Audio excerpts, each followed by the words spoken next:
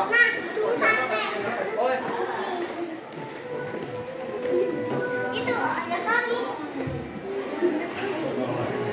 Woi.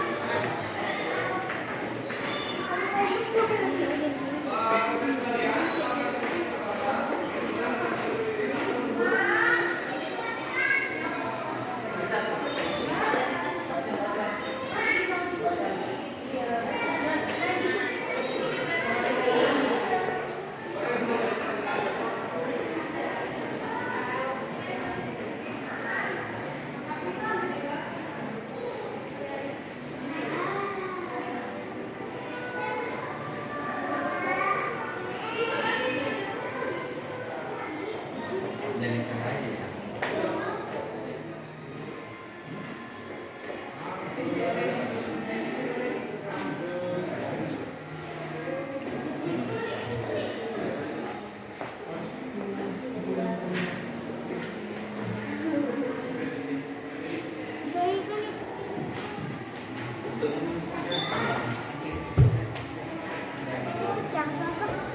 Iya. Cibiru, Cibiru. Ini Cibiru nih, Cibiru. Kayak di gambar ada ini. Kok kayak gini gitu. Iya.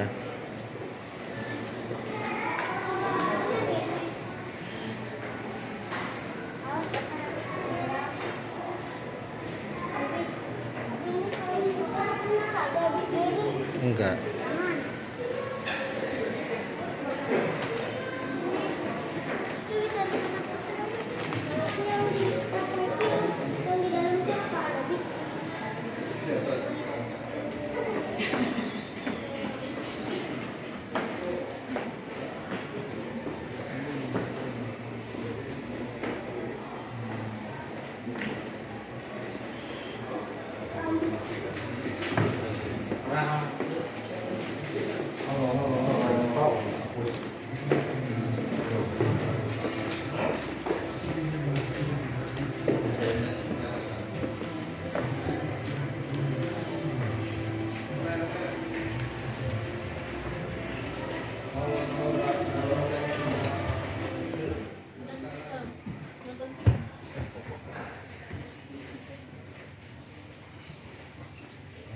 Building story and the duration is about 8 minutes and should do the video photo but the machine flash camera. Thank you.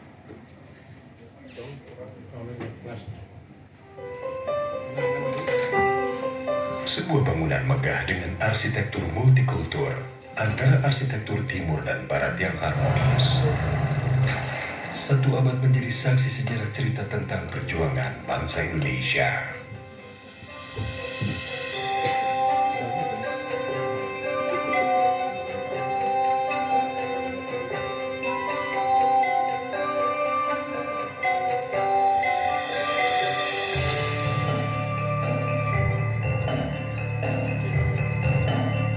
Bangunan itu akrab disebut Gedung Sate.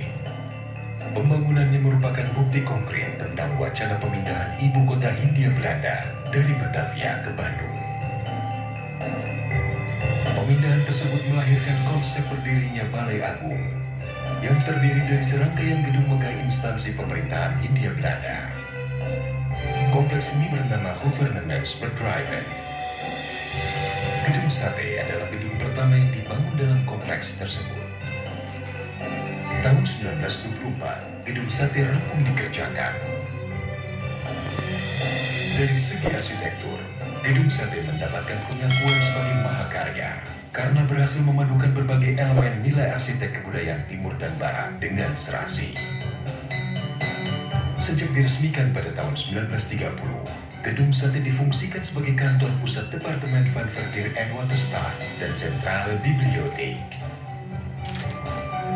Departemen Van Verkeer en Waterstaat merupakan jawatan pemerintah Hindia Belanda yang berfungsi untuk mengelola sumber daya air dan manajemen lalu lintas kala itu.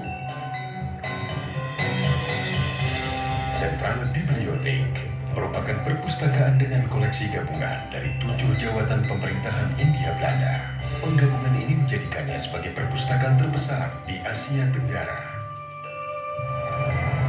Waktu berlalu hingga terjadinya Perang Dunia Kedua. Jerman di bawah kepemimpinan Hitler menguasai Polandia pada 1 September 1939. Peristiwa ini menimbulkan efek domino ke seluruh dunia, termasuk kota Bandung. Jepang yang beraliansi dengan Jerman mengamankan wilayah Indo-Pasifik dari cengkraman aliansi musuhnya. Pada tahun 1942, Belanda menyerah atas gempuran Jepang dalam Perang Pasifik. Membuat Jepang menguasai kota Bandung dan menjadikan Gedung Sate sebagai pusat pemerintahan Jawa Madura.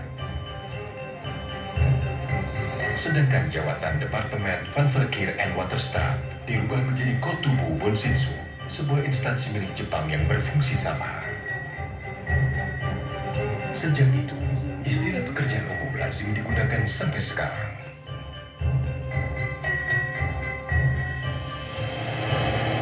Pada tanggal 6 sampai 9 Agustus 1945, Amerika Serikat menjatuhkan bom atom di Hiroshima dan Nagasaki, Jepang. Peristiwa itu menandakan kemenangan absolut Perang Pasifik oleh Aliansi Barat. Melalui pidato radio siaran Suara Kaisar pada 15 Agustus 1945, Kaisar Hirohito mengumumkan bahwa Jepang telah menyerah kepada sekutu. Kejadian itu menandakan penjajahan Jepang atas Indonesia berakhir. 17 Agustus 1945, Indonesia diwakilkan oleh Soekarno memproklamirkan kemerdekaannya, yang dilanjutkan esok harinya dengan penetapan Undang-Undang Dasar 1945 dan pembentukan Kabinet Pertama dan Organisasi Kenegaraan. Dalam kabinet pertama itu, Menteri Pekerjaan Umum dijabat oleh Adikusno Cokrosuyoso yang berkantor pusat di Bandung, Gedung Sate.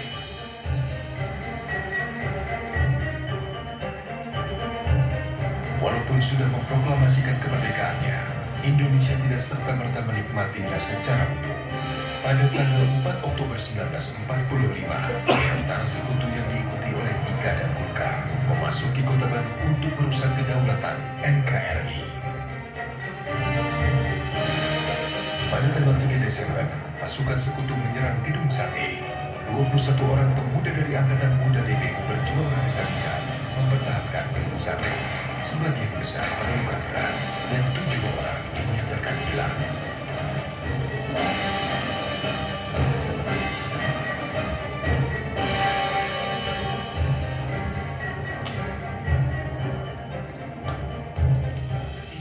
Juanda menjabat sebagai Menteri Pekerjaan Umum. Tanggal 3 Desember ditetapkan untuk diperingati sebagai Hari Kebaktian Pekerjaan Umum.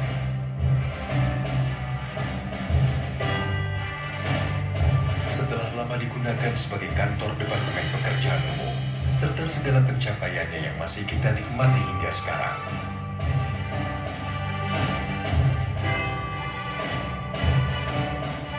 Tahun 1980, Gubernur Jawa Barat Aan Kunaifi memindahkan kantor Pemprov Jabar dari Gedung Kertamukti di Jalan Braga ke Gedung Sate.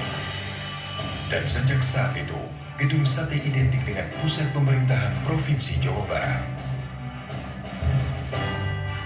Pada tahun 2017, Gedung Sate mendapatkan status sebagai bangunan cagar budaya nasional dari Kementerian Pendidikan dan Kebudayaan Republik Indonesia.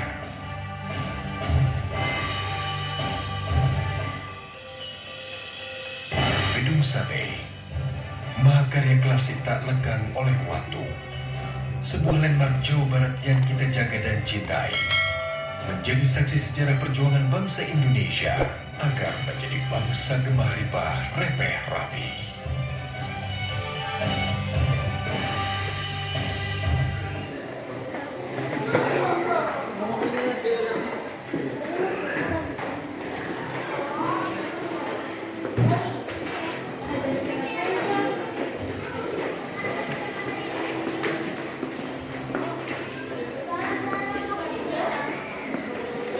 Iya.